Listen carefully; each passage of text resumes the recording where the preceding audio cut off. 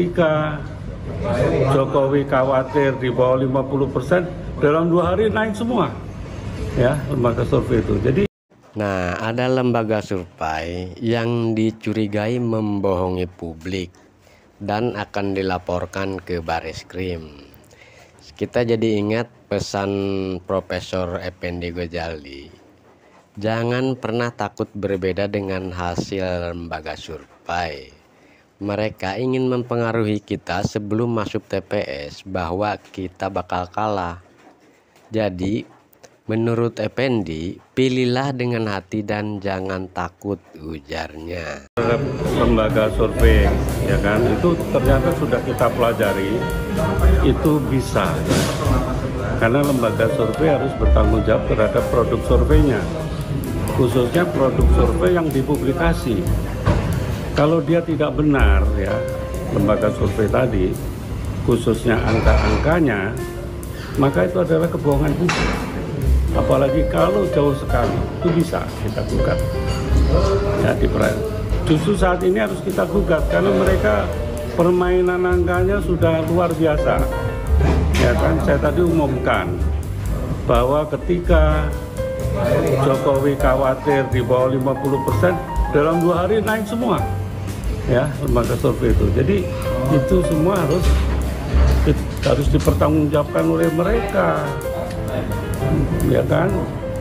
Terutama harusnya mereka cerita terbuka, dananya dari mana, cerita terbuka. Itu adalah protokol dalam setiap lembaga survei, tujuannya apa, bagaimana sampelnya, ya kan.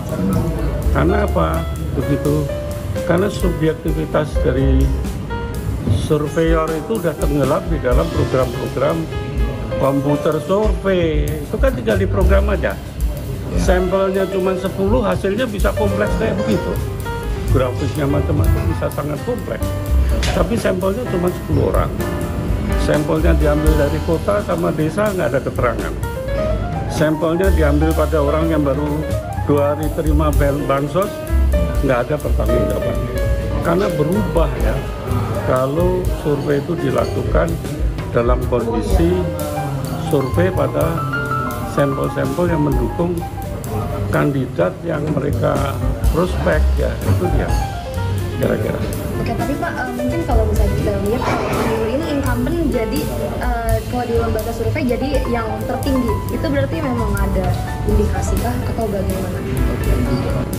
Incumbent itu kan Jokowi.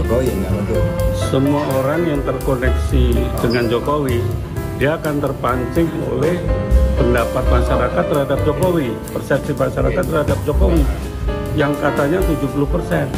Siapa 70%?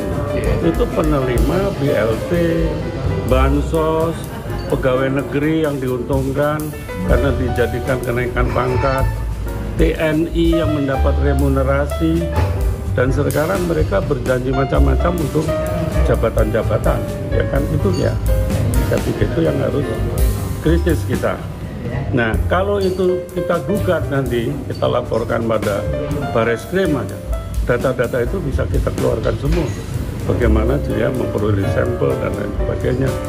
Minimal akan kita tanya, mereka berkunjung kemana aja kotanya, siapa saja. Artinya Gema yang akan melaporkan, Pak? Apa? Gema yang akan melaporkan, Pak, nanti? Iya, nanti kita laporkan. Kalau terlalu meleset, ini karena ini bagian dari kecurangan di dalam proses pemilu ini yang mempengaruhi publik dengan data-data yang manipulatif. Ini kecurangan ya, udah nggak bisa ditanggungjawab. Apalagi kemudian kalau Anda lihat di medsos, ada Prabowo bisa 80%, Anies cuma 20%, Ganjar berapa, itu semua pakai label lembaga survei. Ya, tapi kita nggak tahu di mana mereka kantornya aja, kita nggak tahu.